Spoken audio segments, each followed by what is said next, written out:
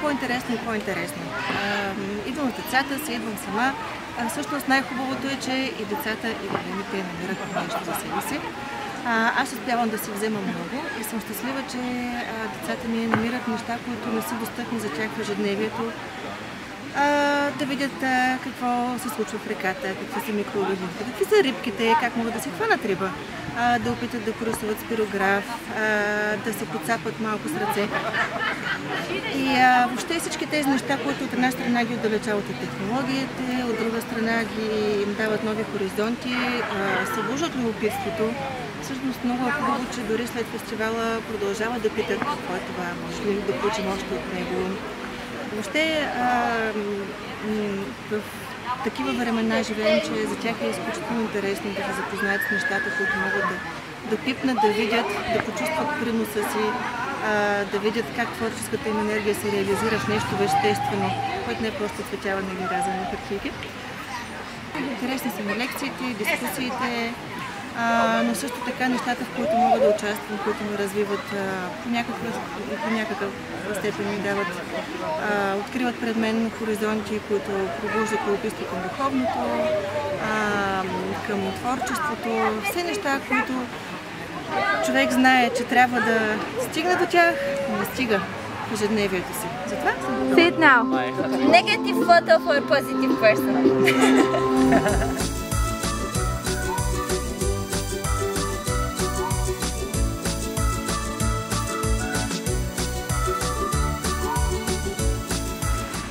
Здравейте, ние сме Иван Фисулт, за втора година сме на Фън навън.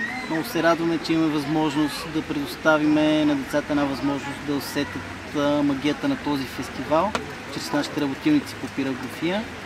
Фестивалът е едно страхотно изживяване, подходящ както за млади, възрастни, за семейства, най-вече за семейства, защото това е едно ценно време, прекарано с най-близките и семействата ни. Най-полезно е и обогатяващо за ето тези дечица, които са тук на фестивала, да могат да се докоснат до най-различни занаяти, работилници, да научат нови неща, да бъдат вдъхновени и да носят това вдъхновение дълго време след този.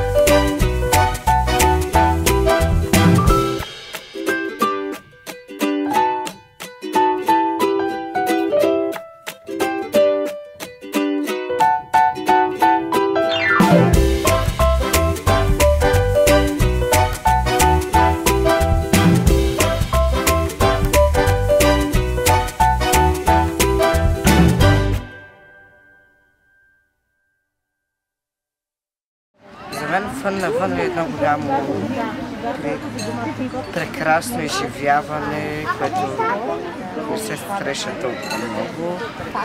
Прекрасно е, защото има много занимания, може да се изработваш неща и се забавляваш. Музеят на хумора и сатирата за първи път участва в фестивала Фън навън и се оказа, че това наистина е фестивал, който се заслужава, защото в него има изключително много млади семейства, малки деца, които могат да бъдат научени на един по-екологичен и естетичен начин на живот. Ние с шега, пък и не на шега всъщност, сме тук и ще повторим.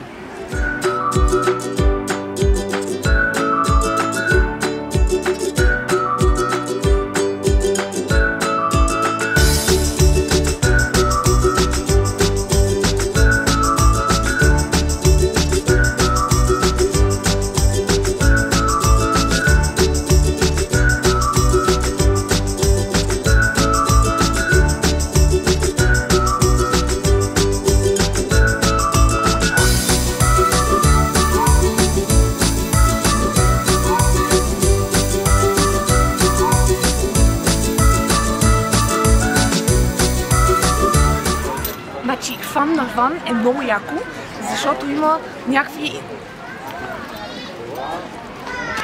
такива работи има. Просто нямам думи. И съм дошла чак от София, Титания Хаус, аз съм клоун. И съм дошла чак от София да участвам тук навън, защото няма как да не сме тук, когато е най-якото. Така, това е. Мерси.